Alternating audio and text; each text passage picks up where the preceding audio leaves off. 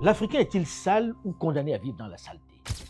Oui, je sais que ce type d'affirmation suscite immédiatement la colère de beaucoup d'entre nous, parce que c'est insultant pour le grand nombre.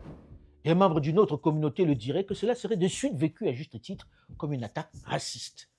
Surtout sachant l'image détestable que les autres, dans leur narratif, ont véhiculée depuis des décades. Mais avouons que lorsque l'on regarde ces images de nos villes, ces immondices qui ornent les grandes artères dans nos capitales, ces dépotoirs à ciel ouvert que nous côtoyons au quotidien, dans lesquels nos enfants jouent, cela interroge. Avouons que lorsque l'on voit la quasi-indifférence ou la résignation que nous avons vis-à-vis de ces déchets, de cette saleté qui gagne nos espaces et que nous continuons d'alimenter, il y a de quoi s'interroger. Même si je pense que l'Africain n'est pas plus sale qu'un autre, je dois tout de même mentionner que notre résignation, notre quasi-indifférence est perturbante et peut donner lieu à toutes les interprétations les plus dégradantes. Comment ces villes, autrefois soigneusement entretenues, nettoyées, avec le concours des pouvoirs publics et la participation active des populations et des écoles, sont-elles devenues de grands dépotoirs à ciel ouvert d'où se dégagent des odeurs pestilentielles? Bien sûr, les responsabilités sont partagées. D'abord celle des pouvoirs publics, mais également celle des populations qui rejettent le tort à l'État.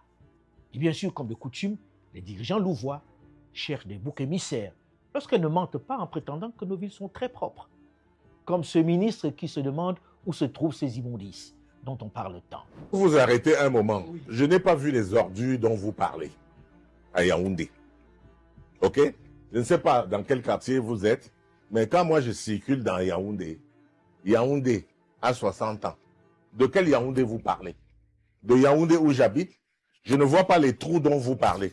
Pour que ce type d'argument inique ne soit plus avancé, pour que personne ne prétende plus ignorer l'enfer dans lequel nous sommes obligés de vivre, vous jeunes, vous devez mettre chacun en face de ses responsabilités. Grâce aux outils digitaux que vous possédez, vous devez mettre le nez de chaque responsable politique ou social dans sa poubelle. Comment?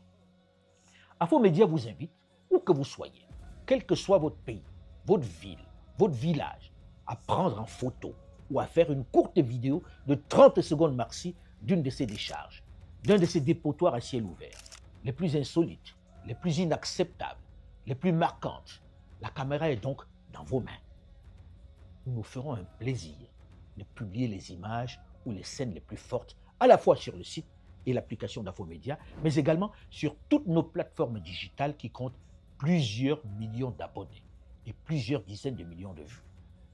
Il faudra pour cela nous envoyer la photo ou la vidéo réalisée à l'adresse qui s'affiche sur votre écran, avec le lieu et le pays, votre nom si vous souhaitez être cité bien sûr. Ce challenge durera du 1er novembre au 1er décembre 2025. La meilleure vidéo ou photo remportera un prix Afromédia de la lutte pour la propreté. Et les 10 premières vidéos et photos primées seront diffusées dans la grande chronique consacrée à l'insalubrité en Afrique que nous préparons sur Afromédia avec tous nos correspondants sur le continent. À vos téléphones et tablettes. Afromédia, le narratif africain sans complaisance, mais sans condescendance.